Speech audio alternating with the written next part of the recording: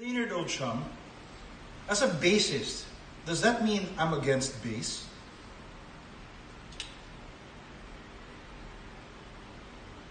The English dictionary has failed.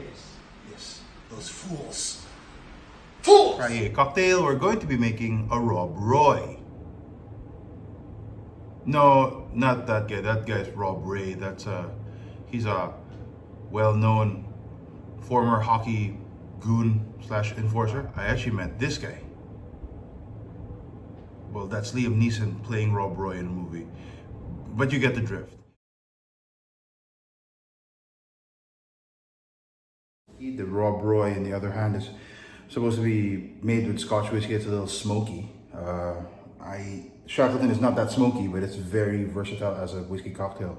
It makes me wonder if there's anything else I can do to it to make it to improve on this particular.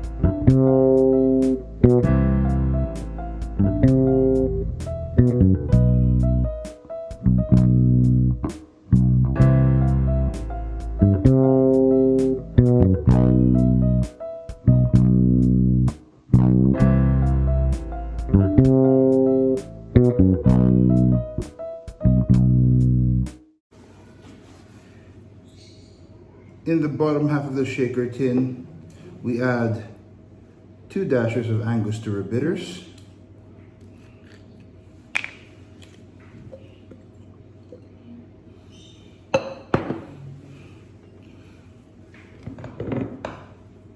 one jigger of Shackleton blended malt Scotch whiskey.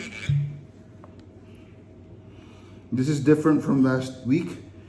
We added 2 jiggers of Shackleton Scotch whiskey, but today we're going to add a little bit more smokiness to it, so we are replacing the second jigger with something else.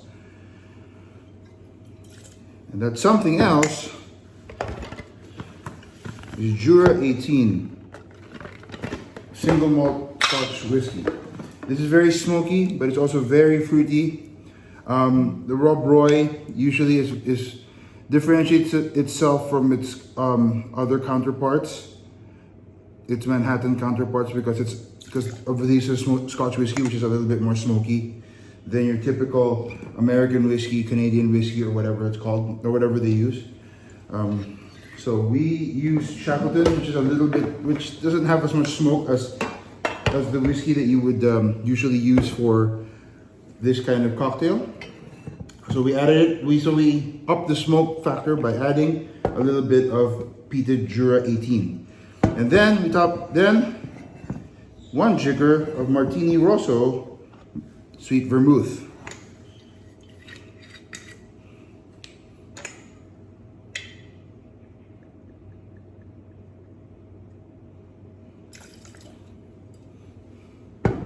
Then we will add ice and we will stir.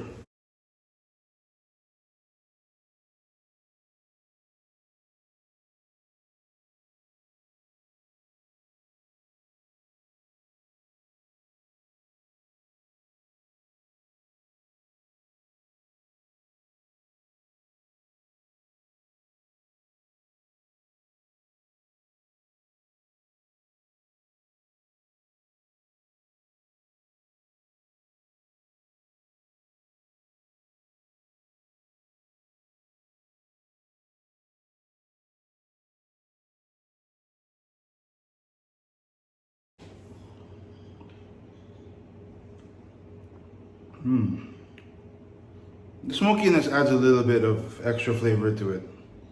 I think it's a more complex, more Rob Roy, typical Rob Roy like cocktail. It's really good.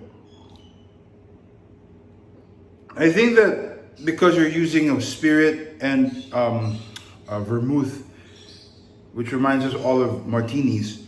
Maybe you can shake this. No, I've never seen anybody say that you can shake this cocktail. That's why I don't really think we should do that. But it's worth a shot. Use the same ratios. It used to be 2 parts whiskey to 1 part vermouth plus 2 dashes of Angostura bitters. Instead of using 2 parts of the same whiskey, which was Shackleton last week, I replaced 1 part with Jura 18 to add a little bit of smokiness to it. And you know what? It works. I see a little cherry garnish inside, just sort of absorbing the whiskey and the cocktail. So you eat it when you're done. When you're finished with the cocktail, that's when you start eating the cherry, because it would absorb some of that stuff, and then the sweetness of the cherry would make it like whoa. So enjoy, guys. Cheers.